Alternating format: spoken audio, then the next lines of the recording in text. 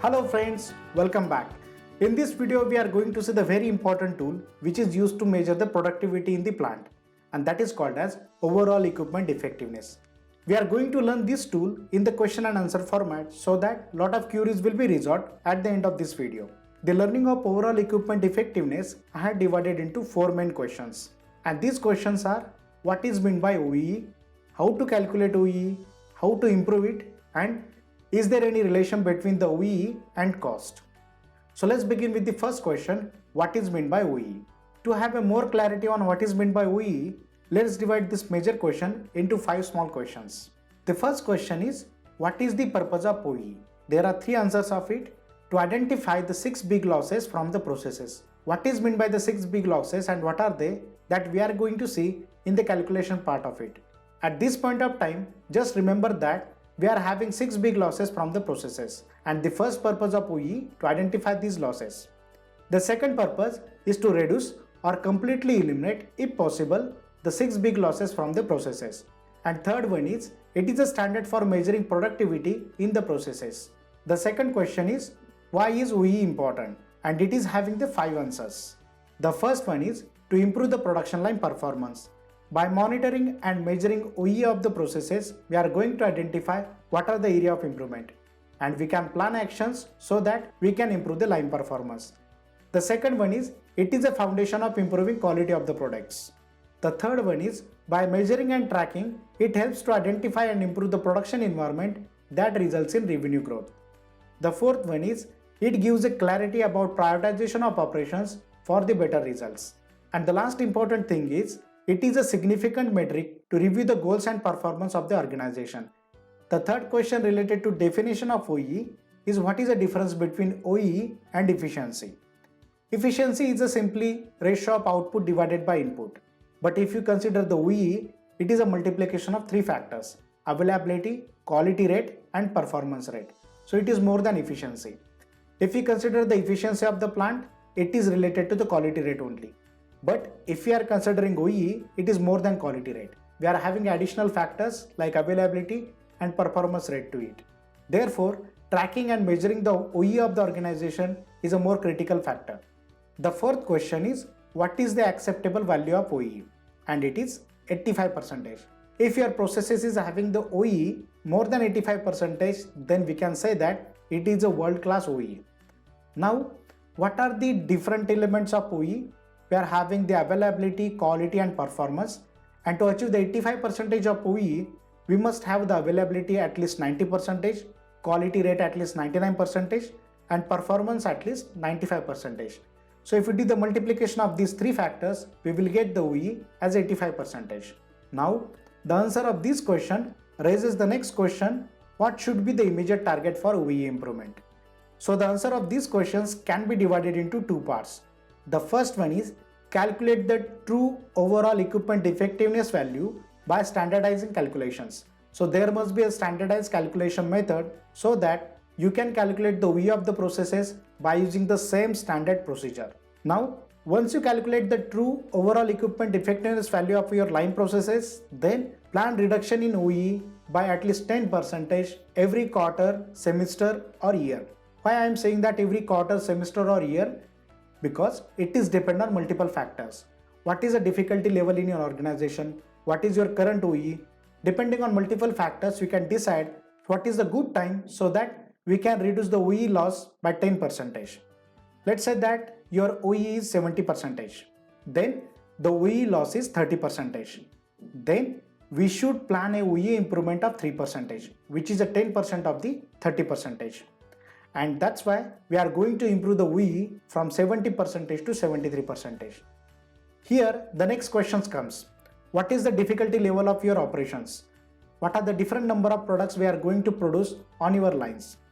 Depending on that, we can decide what is a good time to achieve this OEE. It can be the 1 quarter, semester, or year.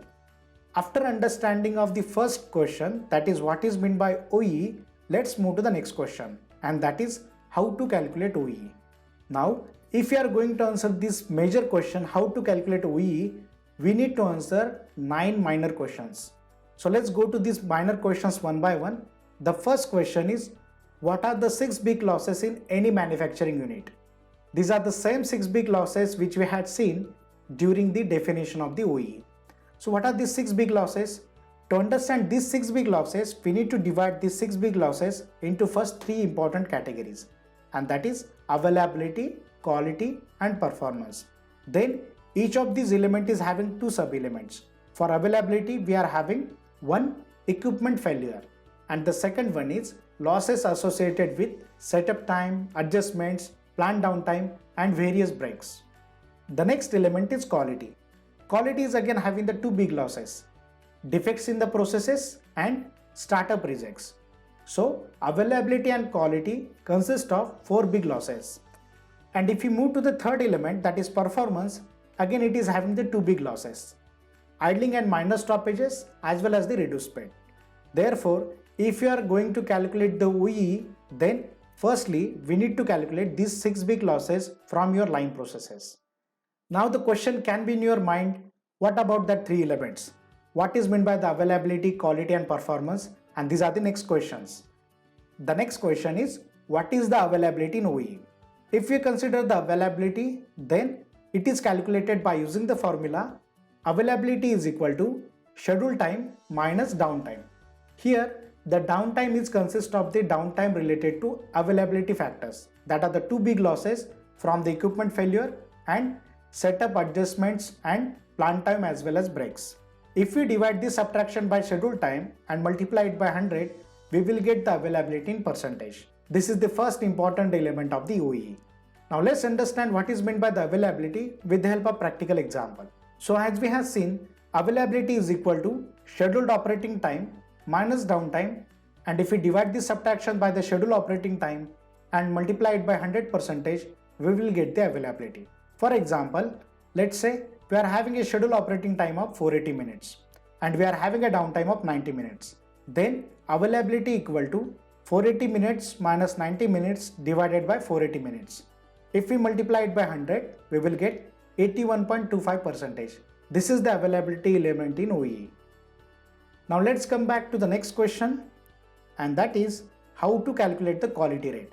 This is the second important element in OEE, and it is calculated as quality is equal to total production minus defectives divided by total production into 100%. Here in defectives, we are going to consider the defects in processes as well as startup rejects. So these consist of the 2 big losses from the quality areas which we had seen. Now let's understand what is meant by the quality rate with the help of practical example. Quality is equal to good production divided by total production into 100%. Let's say we are having the 370 units as a good production and the total production is 400 units. If we multiply this by the 100%, then we will be getting the quality rate as 92.5%. After understanding of the quality rate, let's move to the next question, and which is how do you calculate the cycle time? The cycle times are of 2 types. The first one is idle cycle time and the second one is actual cycle time. The idle cycle time is derived by the time and motion study and process requirements to complete the operation per part, whereas the actual cycle time is the actual time taken by each part to complete, which is calculated as total operating time divided by total production. After understanding this important concept of cycle time, let's move to the next question, and which is how is OEE speed loss is calculated. It is also indicated as a performance rate, and it is calculated as performance is equal to ideal cycle time multiplied by total production divided by operating time into 100%. Now let's understand this performance rate with the help of practical example. As we had seen, performance rate is equal to idle cycle time into total production divided by operating time multiplied by 100%. To understand performance rate, let's consider that we are having an idle cycle time of 0.5 minutes per unit and we are having a total production of 400 units. The total operating time is 390 minutes. If we do this calculation and multiply it by 100%, we will be getting a performance rate as 51.28%. After understanding of how to calculate the performance rate, the next question is how to use the Excel to calculate the OEE. We will see the entire exercise about how to calculate the OEE into the Excel by using the different formulas into the next videos due to time constraint. The next question is how OEE is calculated for multiple machines. Before to answer these questions, we need to use a one filter, and that is, are the machines are independent or are these machines operate in series and part of the same line? If the machines are independent, then calculate the OEE separately for each of the machines. But if the machines are in series and a part of the same line, then we need to calculate the OEE considering all as a one machine. So let's understand the calculation of OEE with the same example which we have considered. The overall equipment effectiveness OEE is calculated as the multiplication of these three elements: availability, quality rate and performance rate.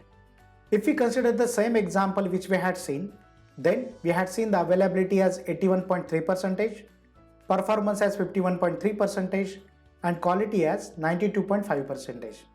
If you multiply all these elements, then we will be getting as a OEE, which is 38.6%. After understanding the formula of OEE, how to calculate it, the next question is how is the batch process OEE is calculated? And the answer of this question is very simple. Use the same formula of availability into quality into performance, but take the schedule time as the time for which batch was running. And the last question related to how to calculate the OEE is what is the downtime for the person and how to calculate it. For this, we need to calculate overall labor effectiveness. This is also called as OLF. During the calculation of OLF, again we need to consider these three elements: availability, quality and performance. The question can be in your mind how we can calculate the availability, quality and performance for the operator. And for this, we need to calculate the sub-elements. For availability, we need to calculate absenteeism factor and idle time. For quality, we need to calculate and consider the fatigue. And for performance, we need to consider two sub-elements: technician wait time and what is the speed of the operator.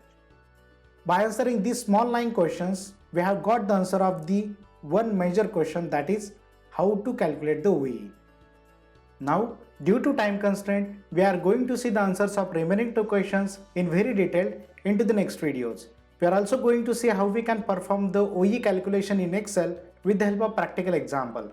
At the end of this video, if you have found this information useful, please do not forget to like, comment and subscribe. Thank you for watching and see you in the next video.